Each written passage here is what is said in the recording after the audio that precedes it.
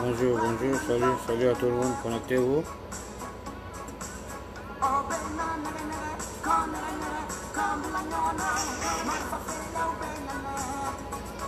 Connectez-vous. Connectez-vous.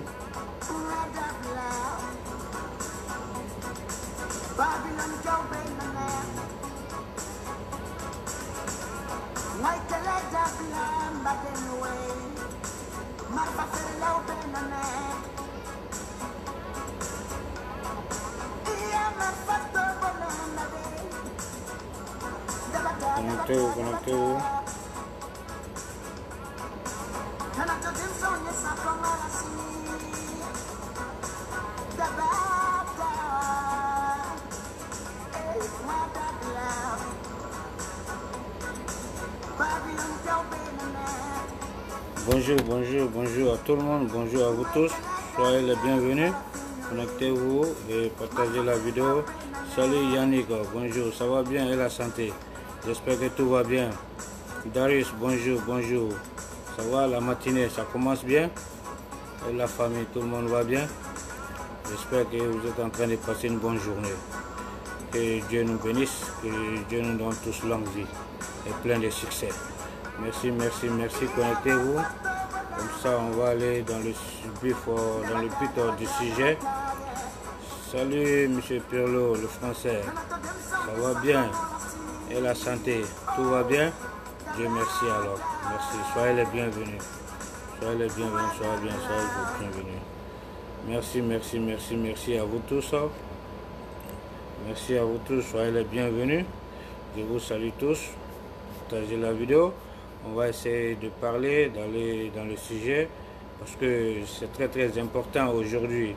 Parce que c'est pas la peine d'essayer de tourner autour du pot. On doit se dire la vérité, on doit être honnête.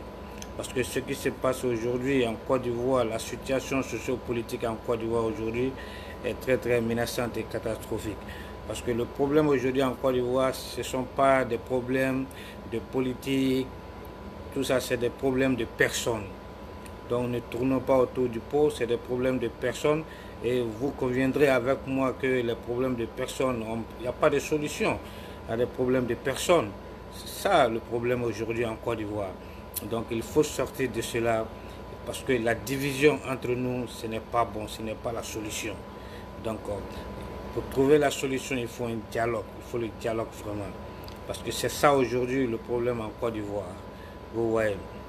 Et ces problèmes de personnes sont en train de pourrir, ternir la situation en Côte d'Ivoire entre les Ivoiriens, que nous devrons commencer à prendre maintenant à réfléchir et à méditer. Parce que si vous voyez tous ces problèmes aujourd'hui, ce problème de personnes en Côte d'Ivoire aujourd'hui, tout ça c'est la faute du président Bédié. C'est Bédié qui est venu nous imposer ce faux problème. Depuis qu'il a mené ce problème d'ivoirité, la Côte d'Ivoire n'a plus de paix et de stabilité. Et il n'a fait que diviser les Ivoiriens. Son problème d'ivoirité, le président Bédié. Et cela est très grave. Vous voyez, moi j'ai dit que Dieu maudisse ce Bédié. Qu'il aille à l'enfer. Parce que depuis qu'il a mené ce problème d'ivoirité, c'est fini. Le pays plonge toujours dans le chaos. Vous voyez. Et là maintenant, c'est en train de prendre une dimension qui est maintenant figée dans la tête des Ivoiriens. Par exemple, quand je vois le professeur Mamadou Koulibaly qui se prononce, ami Atlanta, ça va bien, qui se prononce sur des sujets, le coup d'État au Mali, et il est en train d'accuser la CEDEAO parce que en parlant, il parle en parabole parce que le président, la Côte d'Ivoire fait partie de la CEDEAO et le président Ouattara est membre, donc il critique la décision de la CEDEAO face au Mali, et parce que la CEDEAO a pris la décision, que c'est une décision très dure, que c'est la population qui va souffrir, tout ça, que la CEDEAO n'a pas bien réfléchi, les présidents ont pris des décisions comme ça. Donc il est en train de critiquer ça parce qu'il veut parler en parabole. Ce sont des problèmes de personnes, c'est pas sérieux. Oui, la CEDEAO a pris cette décision contre le Mali parce que la CEDEAO ne veut pas de coup d'État en Afrique parce que les coups d'État ne sont pas bons. Donc c'est pourquoi ils ont pris cette décision. Mamadou Koulibaly, c'est la population qui va souffrir, ils ne sont pas préparés, tout ça. C'est dans ce but-là qu'ils ont pris cette décision pour ne pas que les coups d'État soient répétitifs en Afrique. On veut mettre fin à ça. Parce que ça aurait été moi, à la place des chefs d'État, moi j'allais envoyer l'armée de la CEDEAO pour aller déloger ces militaires-là et mettre le président élu démocratiquement à sa place. Comme ça, on ne va plus répéter ces trucs-là. Parce que j'ai vu ce cas ici, en Haïti, quand les militaires ont renversé le président haïtien. En ce moment, Bill Clinton était président des États-Unis ici. Il a envoyé l'armée américaine. Ils sont allés déloger les militaires là et réinstaller le président à sa place. Donc il faut des trucs comme ça pour qu'on évite ces genres de problèmes en Afrique. Et Mamadou Koulibaly se permet d'attaquer le gouvernement et le président Ouattara à propos de cette décision. Vous pouvez l'écouter ici et puis encore à travers la marche des opposants, Mamadou Koulibaly critique le gouvernement encore. Vous voyez, c'est pas sérieux. Donc écoutez. Il y a des choses à corriger. Le deuxième élément concerne notre situation ici. Alassane Ouattara qui dit que lui, il est là pour protéger les femmes, il aime les femmes. C'est lui qui attrape les femmes pour les jeter en prison. Ouais.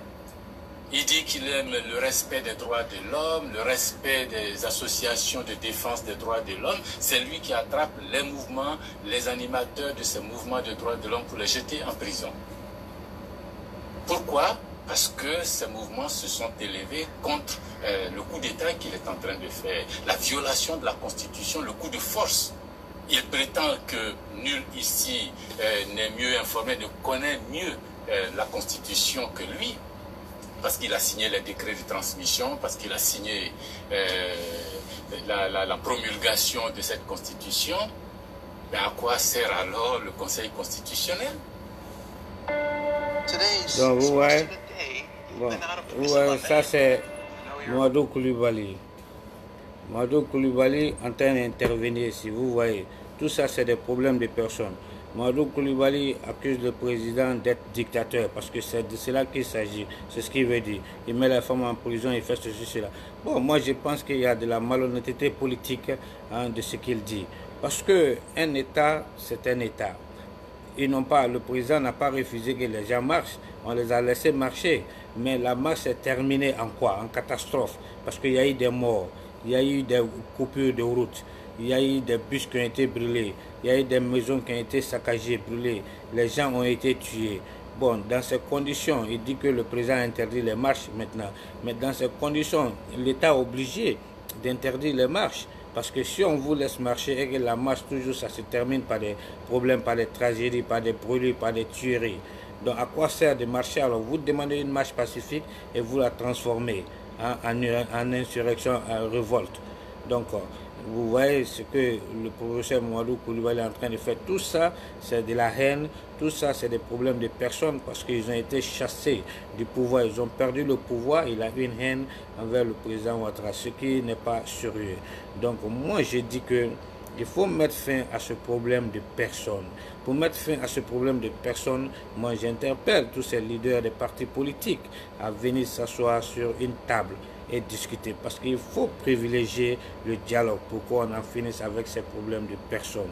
Vous comprenez? Parce que sinon on va replonger encore dans une autre guerre civile et ce qui n'est pas bon. Parce qu'on a déjà eu trop de morts et ça, les morts ça continue de venir encore. Il faut mettre un frein à ces morts-là, à ces tueries.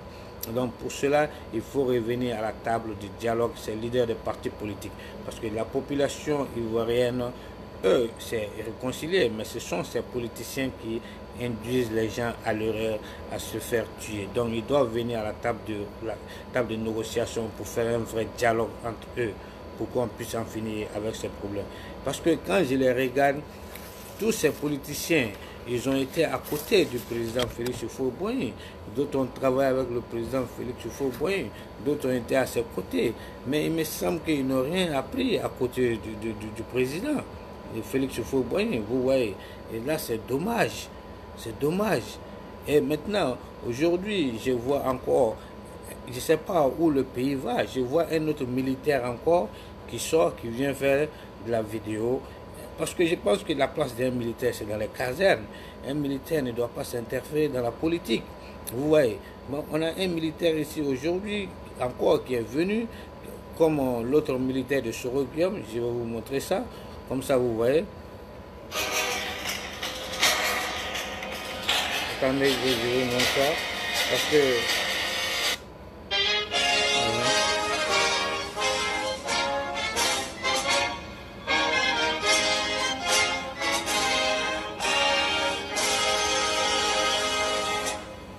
Je suis le sergent Rimourimou Antoine, matricule 001 98 334 de l'UCS à Kouédou, ancien camp.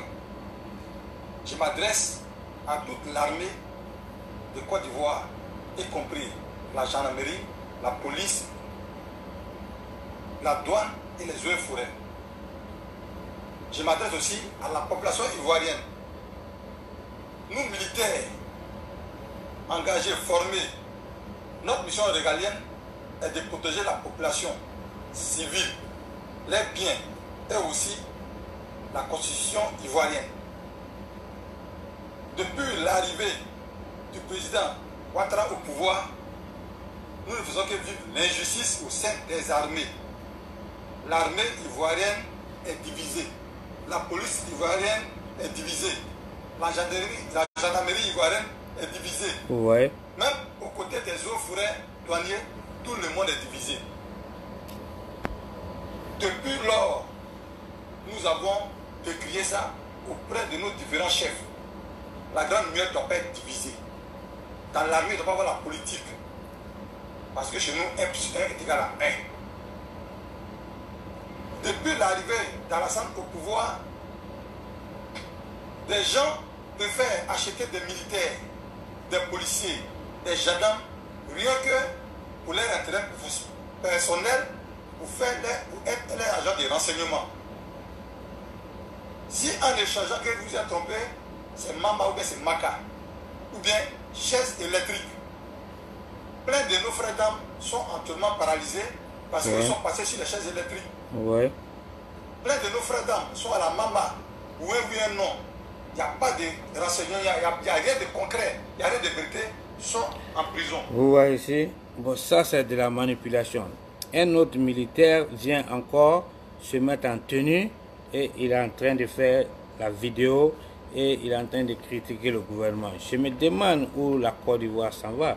Je me demande ça c'est quel genre de pays aujourd'hui où tout le monde fait ce qu'il veut. Et un militaire se met en tenue aujourd'hui, lui aussi vient nous faire du cyberactivisme. Vous comprenez que c'est pas sérieux aujourd'hui. Donc écoutez, il continue. Dans ces 2 jours de manifestation, donc j'ai demandé une minute de silence. Vous voyez, c'est pas sérieux. Je suis avec vous, nous allons marcher nuit et jour jusqu'à ce que Alassane renonce à son 13e mandat. Vous, mes frères, vous savez comment nous souffrons dans les casernes, même dans les quartiers où on habite.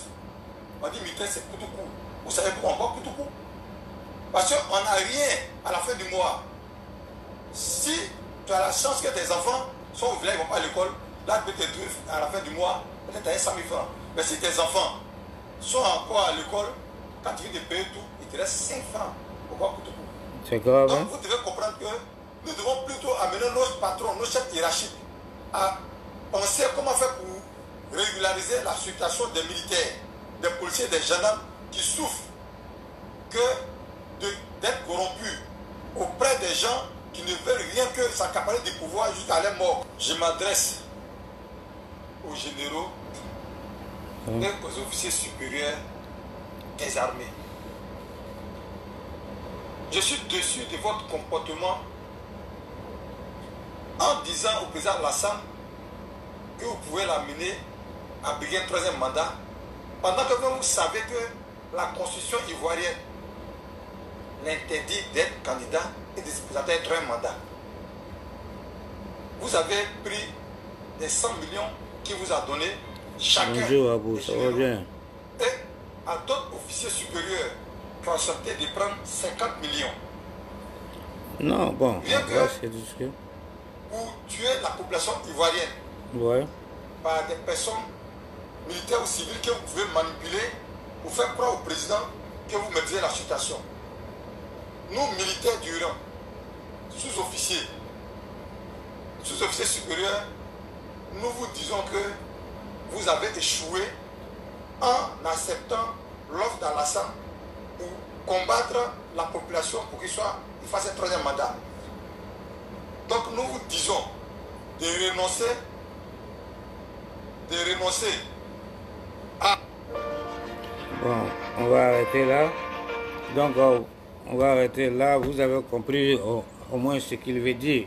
Vous voyez. Bon, donc, je ne comprends pas où le pays s'en va. Un militaire, il se met en tenue, il vient, il fait du cyberactivisme. Bon, tout ça, c'est pourquoi? Parce que ce sont des gens qui sont manipulés par ces hommes politiques, parce que ce sont des problèmes de personnes, des problèmes d'ethnie. Donc il faut sortir dans ce problème d'ethnie, il faut sortir dans ce problème d'ivoirité. C'est ça le problème aujourd'hui. Vous voyez, des hommes politiques viennent manipuler des hommes en armes, des militaires pour venir faire du cyberactivisme. Est-ce que l'armée n'a pas de service de communication? Lui, en tant que militaire, il a des chefs hiérarchiques. Ils ont des services de communication. Pourquoi ne pas aller là-bas, aller exprimer ton problème là-bas ou bien ton mécontentement? Tu viens sur les réseaux sociaux, tu viens étaler ça aux dieux du monde et tu es en tenue militaire. Bon, je ne comprends pas, je ne sais pas comment le gouvernement est en train de fonctionner. Hier, c'était le gars de Soro Guillaume, Abdoulaye Fofana, le commandant, soi-disant commandant Abdoulaye Fofana, qui portait les uniformes, qui fait les vidéos. Aujourd'hui, on a un autre encore qui est en train de porter des uniformes, qui vient encore parler comme un cyberactiviste. Il faut que tout cela change. Parce que ce sont des problèmes de personnes, ce sont des gens qui ont vendu leur conscience. Bon, c'est pas sérieux. Il ne faut pas suivre les gens parce qu'on est de même ethnie ou bien on est de même religion. Lui, il est militaire, il doit aimer son pays d'abord. La Côte d'Ivoire doit venir d'abord. Vous voyez. Bon, et puis des problèmes, si ce qu'il est en train de dire, on ne sait même pas si c'est vrai ou faux. Mais si c'est des problèmes au sein de l'armée. Ça doit rester au sein de l'armée. Tu n'as pas besoin de venir sur les réseaux sociaux pour venir dénigrer, pour venir divaguer, piailler comme ça. C'est pas sérieux. Donc il est en train de déshonorer l'armée, il est en train de déshonorer l'uniforme, il est en train de déshonorer la Côte d'Ivoire aux yeux du monde. C'est une honte. Donc je pense que les autorités aujourd'hui doivent commencer à prendre des mesures. Ils doivent commencer à contrôler ces genres de situations. Parce que ce n'est pas joli, ce n'est pas sérieux, ce n'est pas respectable. Vous comprenez? Hein? Si c'était vrai, on allait voir toute l'armée, allait se révolter. Parce que tout ce qui est dans leur tête, ce qui s'est passé au Mali, ils pensent qu'on peut faire ça en Côte d'Ivoire. Donc, parce que ça s'est passé au Mali, ils essaient de sortir, faire des multiplications, faire des manifestations, payer les militaires leur conscience pour venir faire comme ça, pour tromper la population et puis essayer de faire un coup d'état, quelque chose comme ça, comme ce qui s'est passé au Mali. Mais ils oublient que la situation du Mali et celle de la Côte d'Ivoire est différente. Le Mali a atteint du terrorisme au nord. Le pouvoir du Mali était affaibli. Il n'y a pas l'argent, on n'arrivait pas à payer les fonctionnaires. Et la population n'arrivait pas à manger. C'était dur. Donc les conditions sont dures, c'est différent. Vous voyez. Donc vous ne pouvez pas manipuler des militaires, des soldats comme ça, des égarés, pour venir faire de la diffamation sur les réseaux sociaux. Ces gens-là, ils doivent être arrêtés, ils doivent être radiés et mettre en prison en Côte d'Ivoire. Parce que, je ne sais pas, le gouvernement est trop relax. Le gouvernement laisse aller trop faire. Il faut mettre fin à cela maintenant. Cela est très, très important. Parce que c'est un problème qui est vraiment dur. C'est une guerre. C'est une guerre d'idéologie aujourd'hui dans la tête des gens en Côte d'Ivoire. Parce qu'il faut vraiment que on fasse de la vraie politique. Il faut que nos politiciens fassent de la vraie politique. Au lieu de corrompre les militaires pour venir faire des vidéos, pousser la population ignorante dans les rues pour aller se faire tuer. Ils ont besoin maintenant de faire de la vraie politique en Côte d'Ivoire et d'oublier ces problèmes d'ivoirité, de xénophobie. Vous voyez, c'est pas sérieux. Ce n'est pas vraiment sérieux et ça ne va pas dans l'intérêt du pays. C'est sérieux, il faut partager la vidéo pour que les gens puissent comprendre, pour qu'ils puissent être sensibilisés. Vous voyez, parce que nous n'en voulons pas de coup d'État en Côte d'Ivoire. Un coup d'État va faire régresser le pays encore 10, 15 ans, 20 ans en arrière. Ce n'est pas cela que nous voulons voir. Nous voulons voir une Côte d'Ivoire qui s'améliore, qui est en train d'avancer, qui est en train de se développer, que nous voulons tous vivre ensemble. Parce qu'il faut un dialogue national entre ces leaders des partis politiques pour qu'on puisse avoir la paix et finir avec ces problèmes de xénophobie en Côte d'Ivoire. Ouais, cela est très très important. Le dialogue doit privilégier. Parce que sinon, on doit sortir de ça. Parce que tous ces problèmes d'ivoirité, ça n'a pas d'importance. Ça ne va pas nous amener quelque part. Ouais, ce sont des personnes ce sont des problèmes personnels. Si vous avez des problèmes personnels avec le président de la République, gardez ça pour vous, réglez ça avec lui. Mais n'interférez pas la population, n'interférez pas le pays dedans pour envoyer le pays vers un chaos encore, vers une autre guerre civile. Réglez votre problème personnel avec le président. N'ingérez pas la population des gens. Parce qu'on ne veut pas replonger dans le passé encore ce qui s'est passé en 2010 dans une autre guerre civile. On n'a pas le temps pour ça. Donc j'interpelle tous les Ivoiriens aujourd'hui à œuvrer dans le bon sens. À œuvrer dans le bon sens. À œuvrer dans le bon sens ce qui est bon pour le pays, ce qui n'est pas bon pour le pays. Un vrai Ivoirien aujourd'hui doit connaître ça, doit savoir faire la distinction. Parce qu'il faut comprendre que un parti politique ne vous adhère pas. C'est vous qui adhérez le parti politique. Donc quand tu adhères à un parti politique, tu dois savoir faire la distinction entre le pour et le contre. Donc même si tu es RHDP ou bien tu es FP ou bien tu es GPS, si on te dit quelque chose et que tu sais que ça va aller à l'encontre de l'État, à l'encontre de ton pays, il faut savoir dire non. Si c'est bon pour le pays, tu dis oui. Mais il ne s'agit pas de dire que parce que je suis RHDP ou bien je suis GPS, on te dit n'importe quelle chose, tu acceptes et puis tu vas exécuter. Tu ne peux pas exécuter tout. Il faut mettre le bien du pays d'abord en avant. Il faut regarder le mot d'ordre qu'on te donne d'abord. Si c'est bon pour le pays ou pas, avant d'agir ou bien avant d'exécuter. Parce que c'est ça qui est le problème aujourd'hui. Ouais. Donc je crois que tous les Ivoiriens, on doit avoir la main sur le cœur, on doit prendre conscience et on doit réfléchir dans le bon sens pour la paix, la sérénité, l'amélioration, vivre ensemble en bonne intelligence et amener l'harmonie entre nous pour qu'on puisse vivre ensemble et faire avancer ce pays-là. Il faut amener la stabilité, la paix dans ce pays. C'est ce qui est important aujourd'hui. Donc, j'interpelle tous les Ivoiriens et les leaders des partis politiques à venir à passer sur une table de dialogue, de discussion pour trouver une solution à ça. Sinon, parce que ce n'est pas la violence, ce n'est pas par la force qu'on peut résoudre le problème. Donc, il faut passer par le dialogue pour avoir une entente et pour qu'on puisse finir avec ces problèmes d'ivoirité, de xénophobie, ces problèmes de personnes, pour que le pays retrouve la paix et qu'on avance. Ça, c'est mon message. Et j'interpelle toute la population, la jeunesse ivoirienne, de ne pas se laisser manipuler, par ces politiciens et de ne pas suivre ces politiciens pour aller sortir, faire des marches brûlées, gâter les biens publics et se faire tuer ou emprisonner comme ça. Donc il faut réfléchir en tant qu'un être humain, il faut réfléchir en tant qu'un homme sage, il faut réfléchir en tant qu'un homme intelligent. Vous comprenez? Préservez vos vies et suivez le pays, c'est ce qui est bien. Donc c'était mon message aujourd'hui à vous. J'espère que vous avez compris, vous allez partager la vidéo au maximum pour que les gens puissent comprendre et être sensibilisés. Donc merci beaucoup. C'était Cédine Defila. Je vous remercie. Merci et j'espère que tout le monde aura une bonne journée et tout le monde retournera à la maison sain et sauf et retrouver leur famille dans le bonheur, succès et que Dieu bénisse la Côte d'Ivoire, Dieu bénisse tous les Ivoiriens et que Dieu nous apporte la paix et plein de succès et la santé aussi. Merci beaucoup. On se reprend pour une vidéo. Partagez la vidéo au maximum et que Dieu bénisse la Côte d'Ivoire, que la paix revienne en Côte d'Ivoire. Merci.